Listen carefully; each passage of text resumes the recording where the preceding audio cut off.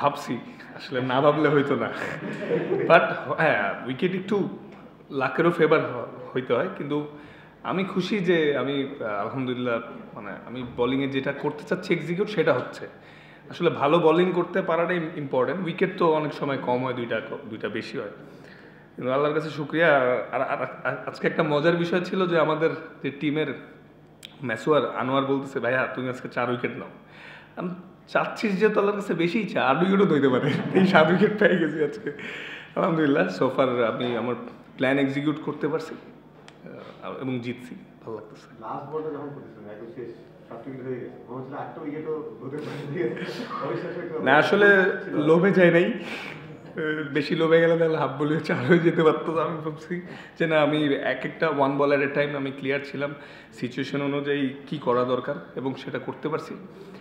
ভালো লাগছে যে না, যখনই ক্যাপ্টেন আমাকে ট্রাস্ট করে নিয়ে আসছে আমি ব্রেক থ্রু দিতে পারছি আলহামদুলিল্লাহ।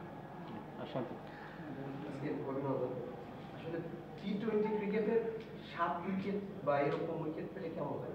মানে ভাইয়া আসলে ফাইফার তো যে কোনো ফরম্যাটেই অনেক স্পেশাল, কারণ অনেকবার 3 উইকেট 4 উইকেট পাইছি, কিন্তু একটু উইকেটের সাথে লাগও লাগে 5টা পাইতে। আলহামদুলিল্লাহ এটা আমার জন্য একটা বড় পাওয়া, এবং যেহেতু আমি বাংলাদেশের ছেলে, বিপিএল একটা হিস্টোরিতে আমার নাম থাকবে খেলা ছাড়ার পরও, এটা আমার জন্য একটা বড় প্রাউড মোমেন্ট। মানে মানে বাংলাদেশের ক্রিকেটে বিপিএল এর একটা বিশাল আছে, ভূমিকা আছে পজিটিভ অ্যান্ড নেগেটিভ। আপনার এই 7 উইকেটের আগে কি মোটিভেশন হিসেবে কি কোনো অর্থ সমাগম আসছে কি, মানে টাকা পয়সা আসছে কিনা, মানে যেটা ইন্সপায়ার করছে পারফরমেন্সটা একটু ভালো করার জন্য?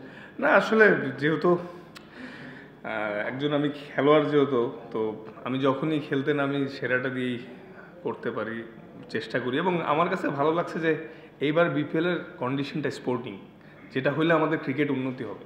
বোলিংও ভালো করলে ভালো হয়, ব্যাটসম্যানও সেট হলে রান করতে পারে, এটা হইলে আমাদের জন্য ইন্টারন্যাশনাল আমরা বেনিফিট হবে ফিউচারে।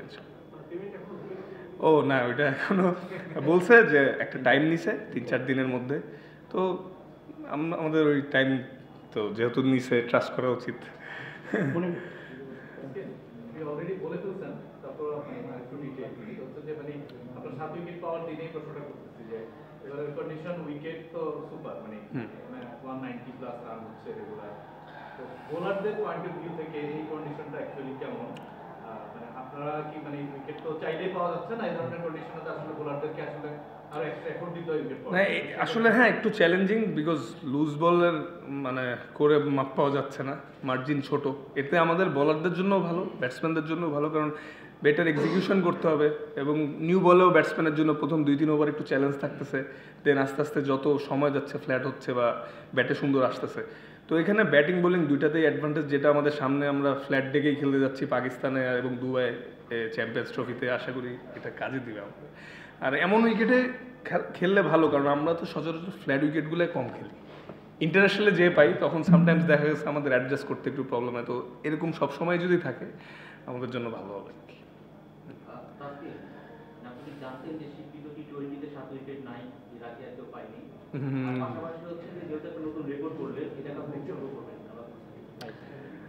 না আসলে দিন শেষে আমি যখন ভালো করি বা উইকেট পাই, আমার ছেলে আমার বাবা এরা অনেক খুশি হয়, তো ডেফিনেটলি ওদের সাপোর্টটাও আমার একটা ইন্সপিরেশন, যে কারণ আমি যেদিন ভালো বোলিং করতে পারি না ওই দিন তাসফিন অনেক মন খারাপ করে, তো আজকে আমি শিওরও অনেক খুশি, তো এটা তাসফিনের জন্যই। না আছে, আচ্ছা বাংলা না, এটা আমি জানতাম না। ভালো বোলিং করছেন অনেকদিন ধরে, সেটা যে ফরম্যাটেই খেলেন না কেন, আজকের এই ইনিংসের পর লাস্ট ম্যাচে আপনি ভালো বোলিং করেছেন, আজকে তো আরো দারুণ বোলিং করলেন, আপনার টিমকে এটা কতটা ইন্সপায়ার করছে আসলে? না সবাই অনেক খুশি, সবাই বলতেছে যে ওরা যেরকম স্টার্ট পাইছিল উইকেট না নিতে পারলে হয়তো রান 200 প্লাসও হইতে পারতো, কারণ উইকেট তো ফ্ল্যাট দেখলেনি যে ব্যাটসম্যান সেট হয়ে গেলে রান করতে পারছে আলহামদুলিল্লাহ। আর জি আসলে আমি মনে করি যে আমার সত্যি কথা বলতে দেওয়ার সময় এখন শুরু হয়েছে, কারণ এত বছর আমার বোর্ড সাপোর্ট করছে, এক্সপিরিয়েন্স হয়েছি আমি, তো সিচুয়েশন বেটার, গেম অ্যাওয়ারনেসগুলো ভালো হচ্ছে, তো আমার মনে হয় যে এটা আমার ডিউটি আসলে টিমকে সাপোর্ট করা, যেই টিমেই খেলি, বাংলাদেশ টিম হোক বা ফ্রাঞ্চাইজি হোক, আল্লাহ যাতে মানুষ ফিট রাখে লম্বা সময়, আপনারাও দোয়া করেন আমি যাতে সুস্থ থাকি এবং ভালো করবেন ইনশাআল্লাহ। আপনার বিপিএল দিয়েই শুরু এবং বিপিএল এর অলমোস্ট প্রতি সিজনে পারফর্ম করেন, এটার পেছনে আসলে হ্যাঁ, আসলে আমাদের ইন্টারন্যাশনাল ক্রিকেটের পরে সবচেয়ে বড় প্ল্যাটফর্মই তো এটা, এবং বাংলাদেশ প্রিমিয়ার লিগ যেটা একমাত্র ওয়ার্ল্ডের অনেক জায়গায় নোটিস করে।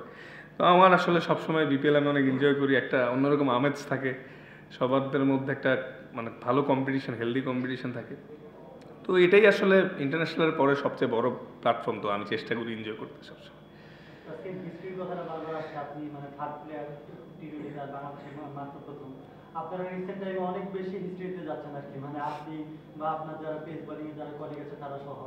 তো এই ফিলিংসটা কেমন যে বারবার এই ইতিহাস আপনাদের জায়গায় নাম হচ্ছে, আর পাশাপাশি আপনার নিজের কোনো ইচ্ছা আছে কিনা যে এই ইতিহাসটা আপনারা করতে চান? হ্যাঁ, শুক্রিয়া আল্লাহর কাছে যে এরকম আমরা ফাস্ট বলাররা ইমপ্রুভ করতেছি এবং অনেকেই রেকর্ড করছে বাইরে বা দেশে। এটা খুবই ভালো সাইন, আমাদের যে উন্নতির ধারাবাহিকতাটা আছে এটাতেই বোঝা যাচ্ছে। এবং আমার স্বপ্ন লেজেন্ডারি ফাস্ট বলার হয়ে কেরিয়ার শেষ করা, যাতে অনেক উইকেট পাই এবং অনেক কন্ট্রিবিউশন থাকে দেশকে জিতানোর পিছনে, আমার এটাই লক্ষ্য থাকবে। Thank you. তাসকিন 7 জন ব্যাটসম্যানকে আউট করেছেন, কাকে আউট করে সবচেয়ে বেশি ফুলফিলমেন্ট বা এনজয়মেন্ট এসেছে, বা কোন উইকেটটা সবচেয়ে বেশি ফার্স্ট বলটা যেটা লিটন আউট হলো, আনপ্লেয়েবল ডেলিভারি ছিল, মানে যে কোনো ব্যাটসম্যানেরই ওইখানে ব্যাট দিতেই হতো এবং নিয়ে গেছে। তো এরকম উইকেটে ক্যারি করলে আসলে ফাস্ট বোলাররা একটা বাড়তি বুস্ট আপ হয়, এবং বাংলাদেশে এমন ক্যারি করতেছে মানে ভালো সাইন। আর সবগুলো উইকেটই অনেক ইম্পর্টেন্ট, কিন্তু প্রথম উইকেটটা বেশি লিটনের জন্য একটু খারাপ লাগে, রিজ রানিং থ্রু ব্যাট পায়।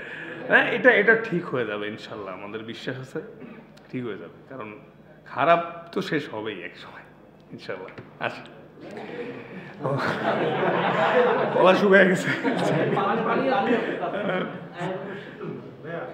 আচ্ছা, বাস ছেড়ে দিবে ভাই। 2024 সালটা দারুণ গেছে আপনার। আপনি কি বর্তমানে দলে আছেন? আচ্ছা, বলেন। 2024 সালটা দারুণ গেছে এবং 2025 সালটা দুর্দান্ত শুরু করলেন। আপনি নিজেও বললেন আপনার বাড়িতে সেটা দারুণ খুশি হয়ে সাফল্যে। 2024 শেষের দিকে এসে দেখলাম আপনার নতুন একটা হেয়ার কাট, এবং এই হেয়ার কাটের সাথে এই পারফরমেন্সের কোনো যোগসূত্র আছে? এগুলো আসলে মানে না, আমি জাস্ট এমন যদি একদিন তো মাইর খাইতেই পারি, তাহলে এটার জন্য হবে এমন কিছু না। এটা জাস্ট এমনি আমার বাবার ছোটবেলার একটা ছবি দেখতেছিলাম, দেখলাম সে মোচ রাখা, বললাম এবার আমি একটু রেখে দেখি কিছুদিন কেমন লাগে, এটাই আর কিছু না, নাথিং এমন কোনো না। আর আমি সুপারস্টিশন তেমন বিশ্বাসও করি না, সব তো আল্লাহর রহমত থাকলেই হবে। আর এটাই দোয়া করেন এই 25টাও যাতে ভালো যায়, 23-24 তো আল্লাহর রহমতে ভালোই গেছে, এটা যাতে আরও ভালো যায়, প্রত্যেকটা 5% ইমপ্রুভমেন্ট নিয়ে যাতে এবছরও শেষ করতে পারে। বাবাই থ্যাংক ইউ। আপনি বারবার উইকেট কন্ডিশনের কথা বলছেন, মানে আপনি কি ফিসারা পেরেরাকেও একটা ধন্যবাদ দিতে চান আপনাকে প্রথমে বল করার সুযোগ করে? ও হ্যাঁ, আজকে মানে হয়তো ওরা ফ্ল্যাট উইকেট, আপনি কি সারপ্রাইজ ছিলেন ওই শটটা? না আমাদেরও প্ল্যান ছিল আমরা টসে জিততে পারলে বোলিং নেব, কারণ আজকে কন্ডিশনটা একটু ঠান্ডা এবং হেজি ছিল, তো ভাবছিলাম যে বল মুভমেন্ট হবে এবং আমাদের জন্য ভালো হয়েছে। হয়তো ওরা ভাবছে যে ফ্ল্যাট উইকেটে ওরা বড় টোটাল করবে, বাট আলহামদুলিল্লাহ যাই হয়েছে। তো অ্যাজ এ বলার হিসাবে সবসময় টসে জিতে সব বলাররাই বাড়তি অ্যাডভান্টেজ নিতে চায়, তো আমরা উইকেটও হেল্প পাইছি, প্লাস এক্সিকিউটও করতে পারছি। লাস্ট ওয়ান রানা মিরপুরের উইকেটটা তো আমরা সবসময় রহস্যময় উইকেট বা আনপ্রেডিক্টেবল উইকেট বলেই, কিন্তু এই বিপিএলে কিন্তু উইকেটটা আপনি যেটা বললেন ভালো এবার ডিফারেন্ট উইকেট, মানে রান হচ্ছে, স্কোরিং বলছেন, তার মানে কি আগে কোথায় সমস্যা ছিল? না আসলে ওভারঅলি কিন্তু এবার বিপিএলটা অনেক এনজয় করছে, অনেক ক্রাউড আসতেছে, সবাই সাপোর্ট করতেছে, প্লাস মানে ওভারঅলি আমি লাস্ট 3-4 বছরের থেকে এবছর বিপিএলটা এনজয় করছি, প্লাস উইকেটও ফ্রেন্ডলি একটু হেল্প পাচ্ছি।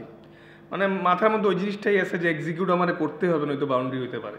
তো ওভারঅলি একটা দারুণ বিপিএলের মানে এবং দর্শকদেরকেও থ্যাঙ্কস যে সবাই এসে সাপোর্ট করতেছে। Thank you. Okay, thank you আসি সো ভাই। মাচ।